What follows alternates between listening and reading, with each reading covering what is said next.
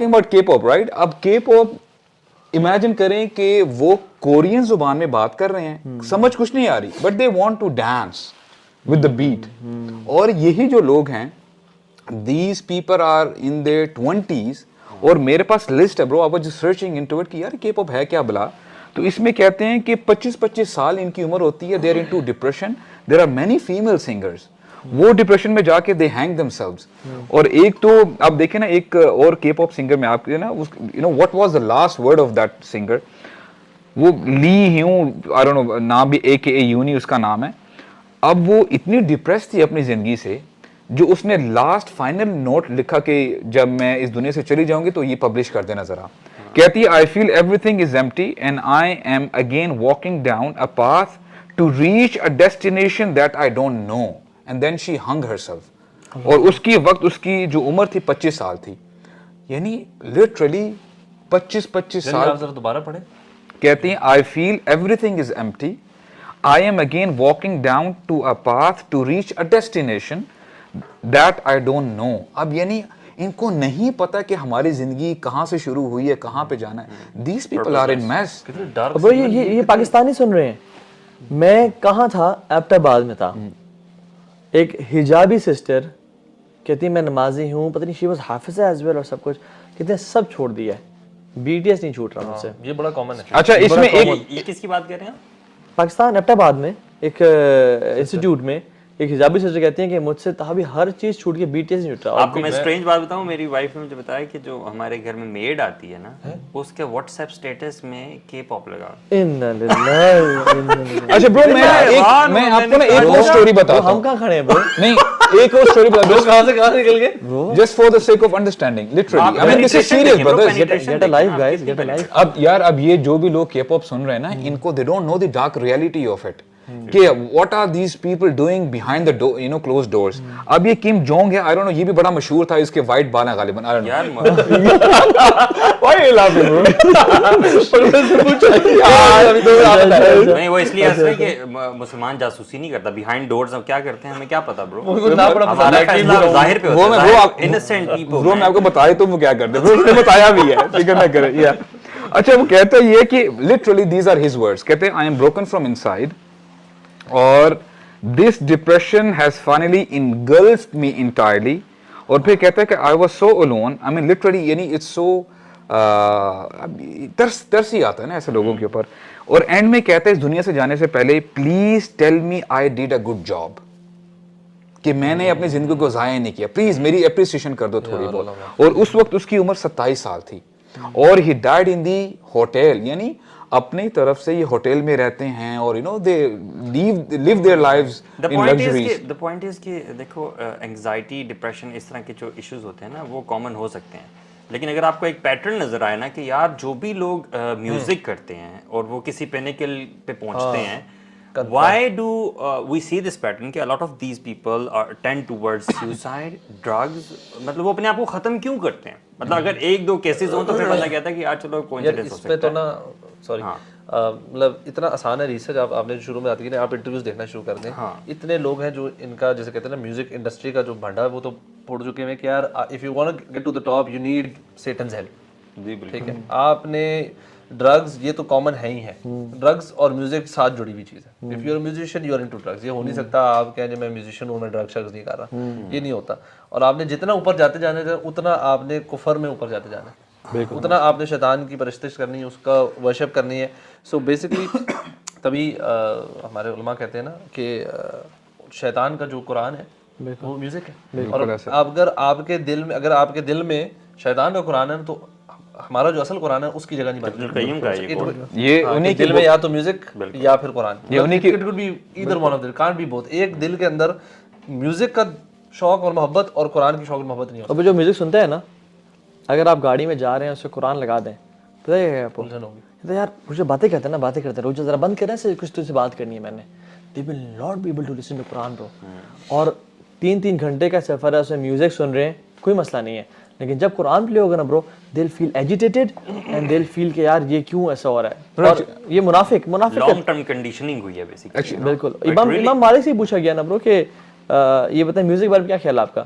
کہتے ہیں یہ منافقین کی ٹریٹ اور خصلت ہے, اور امام مالک یعنی امام احمد حنبل رحمہ اللہ بھی کہتے ہیں کہ یہ فاسقین کی محبت ہے, یعنی جو فاسق ہیں گناہ گار لوگ ہیں وہ اسے محبت کرتے ہیں. اور برو اس میں کوئی ڈاؤٹ نہیں ہے, یعنی اچھا کچھ ہوتا ہے نا کہ ٹھیک ہے آپ لوگ صحیح کہہ رہے ہیں, یہ آپ کو ایک ٹرانس میں لے جاتا ہے, آپ کو ایک ڈپریشن میں لے جاتا ہے اور سب کچھ ہے. Bro this is right, whenever we listen to music we used to go to a state of trance, ٹھیک ہے, ڈفرنٹ لیول اچھا فیل کرنا. بٹ جب ہم میوزک سننا چھوڑتے تھے ہیڈ فونز رکھ کے, بیک ٹو اسکوائر ون, پھر آپ کو دوبارہ اچھا فیل کرنے کے لیے میوزک سننا پڑتا ہے, and then you go to that level of trance. اچھا یہ آپ کو جاننا پڑتا ہے, and slowly and gradually you become so dependent on that music کہ آپ کو گاڑی میں, آپ کو واش روم میں, آپ کو گھر پہ, آپ کو ہر ٹائم میوزک سننا پڑتا ہے in order to feel good. تو موسیقی روح کی غذا نہیں ہے, رادر قرآن روح کی غذا ہے. جب میں نے یہ چھوڑا نا برو اور میں قرآن سننا شروع کیا تو میں قرآن کو سنتا تھا تو میں ایک ایلیویٹڈ فیل کرتا تھا, جیسے پہلے میوزک سے ایک اچھا فیل کرتا تھا. لیکن میوزک کو چھوڑنے سے تو آپ گرتے تھے, لیکن قرآن کو چھوڑنے سے یو ور اسٹل ایلیویٹڈ. آپ کو سینس آف پرپز ملتا تھا, آپ کو ملتا تھا کہ تیرا زندگی کا مقصد کیا ہے. an unexplainable feeling after reciting Quran or listening to Quran, it's very important. اور بڑا آپ نے اچھا پوائنٹ کیا کہ وہ فیلنگ آپ کی دل میں رہ جاتی ہے, میوزک سے وہ چیز دل میں رہتی نہیں ہے, یو نو. اور دوسرا ایک فیلنگ آف گلٹ بھی ہوتا ہے نا ایسے بندے کو جو کہ کانشیس ہوتا ہے تھوڑا سا, اسے پتا ہوتا ہے کہ میں نے کچھ غلط کیا, یو نو. اور یہ شیطان کے ٹولز ہیں یار, یعنی سلف صالحین سے اور صحابہ سے یہ ثابت ہے کہ وہ ان کو شیطان کے انسٹرومنٹ سمجھتے تھے. آپ دیکھتے نہیں ہیں رسول اللہ صلی اللہ علیہ وسلم عید کے دن پہ لیٹے ہوئے ہیں اور 2 بچیاں دف بجا رہی ہیں. اچھا دف جو ہے نا الاؤڈ ہے اسلام میں, ٹھیک ہے, جس کی ایک سائڈ ایمٹی ہوتی ہے اور ایک وہ, ٹھیک ہے, وہ بجا رہی ہیں. تو ابو بکر صدیق آئے اور کہا کہ شیطان کے ٹولز اللہ کے نبی کی پریزنس میں. تو رسول اللہ صلی اللہ علیہ وسلم نے نا ان کی اس بات کو ڈینائی نہیں کیا کہ شیطان کے ٹول یہ نہیں ہوتے میوزک, بلکہ کہا کہ یہ دف ہے, یہ الاؤڈ ہے, آج عید کا دن ہے, تاکہ لوگوں کو پتہ چلے کہ اسلام میں بھی نا کچھ انجوائمنٹ کی گنجائش ہے, یعنی دف کے تھرو آپ. اور دے ور ناٹ سنگنگ یعنی جو ہیوی میٹل یا وہ, بلکہ جہادی نشید. اور وہ پڑھے آپ نے جو سینٹینس بولا نا کہ اسلام میں بھی انجوائمنٹ کی کچھ گنجائش ہے, اب you know people will take just this sentence and you know and fill in their own definition. مطلب a lot of people you would see seeing کہ یار اسلام اتنا بھی سخت نہیں ہے, اسلام میں انجوائمنٹ کی جگہ گنجائش ہے, تو اس کی اپنی ڈیفینیشن وہ کرتے ہیں اور بیچ میں سب کچھ ڈال دیتے ہیں. حالانکہ اللہ کے نبی نے جو ہمیں لمٹ کر دیا, کرائٹیریا جو دیا, میں تو اس کو فالو. اچھا اللہ کی میں نے سرپرائزنگلی جو میں نے بات کی, اس کو شیطان کے جو ٹولز تھے, انسٹرومنٹس کو نیگیٹ نہیں کیا کہ ابو بکر تم یہ غلط بات کر رہے ہو. اور ایون برو عبداللہ بن عمر ایک دفعہ جا رہے تھے تو ان کو نا فلوٹ کی آواز آئی, تو ان کے جو شاگرد تھے نافع, انہوں نے اپنے کان میں ہاتھ ڈالے عبداللہ بن عمر نے, اور نافع سے کہا کہ ابھی آواز آ رہی ہے ابھی تک؟ انہوں نے کہا نہیں ابھی تک نہیں آ رہی, بیکاز نافع واز ینگر.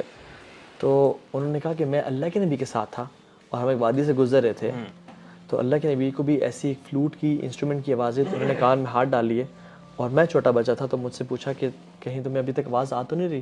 یعنی رسول اللہ صلی اللہ علیہ وسلم جن چیزوں کو سن کے کان میں ہاتھ ڈال رہے ہیں, میرا اور آپ کو وہ پیشن ہو اور ہم اسے شدید قسم کی محبت کریں.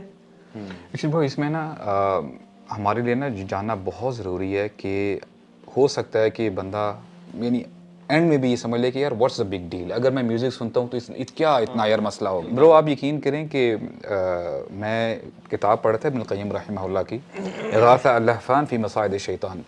ابن القیم نے نا رحمہ اللہ, انہوں نے پورا ایک چیپٹر باندھا ہے میوزک کے اوپر, اور کیا زبردست باتیں کی ہیں اور اتنی اسٹرانگ باتیں کی ہیں. انشاءاللہ میں کوشش کروں گا شیئر کروں آپ کے ساتھ.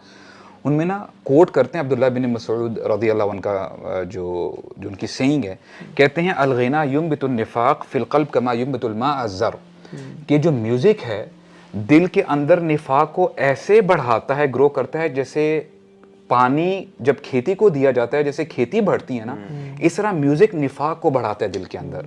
اور اس کا اپوزٹ بتایا گیا ہے کہ دیکھیں جو ذکر ہے اللہ تعالیٰ کا ذکر, الذکر ینبت الایمان فی القلب کما ینبت الماء الزر, جو اللہ تعالیٰ کا ذکر کرتا ہے نا تو اس کے دل کے اندر ایمان ایسے گرو کرتا ہے کہ جب پانی دیا جاتا ہے کسی کھیتی کو اور کھیتی بڑھتی ہے. اور اس کے ساتھ ساتھ جیسے آپ نے بھی کہا نا کہ سلف صالحین تو کہتے تھے یہ قرآن و شیطان ہے, یہ جو میوزک ہے.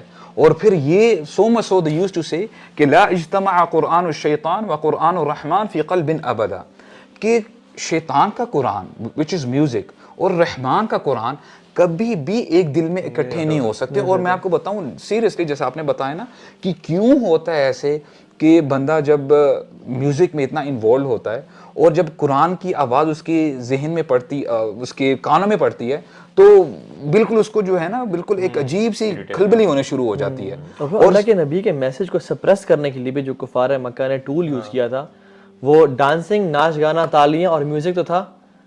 اور قرآن میں آتا ہے نا سورہ لقمان آیت نمبر 6 میں, وَمِنَ النَّاسِ مَن يَشْتَرِي لَهْوَ الْحَدِيثِ, لہو الحدیث کے بارے میں اکثر صحابہ عبداللہ بن عباس, عبداللہ بن مسعود کہتے ہیں واللہ دس از میوزک, واللہ دس از میوزک, واللہ اسی سے مجھے یہ سوال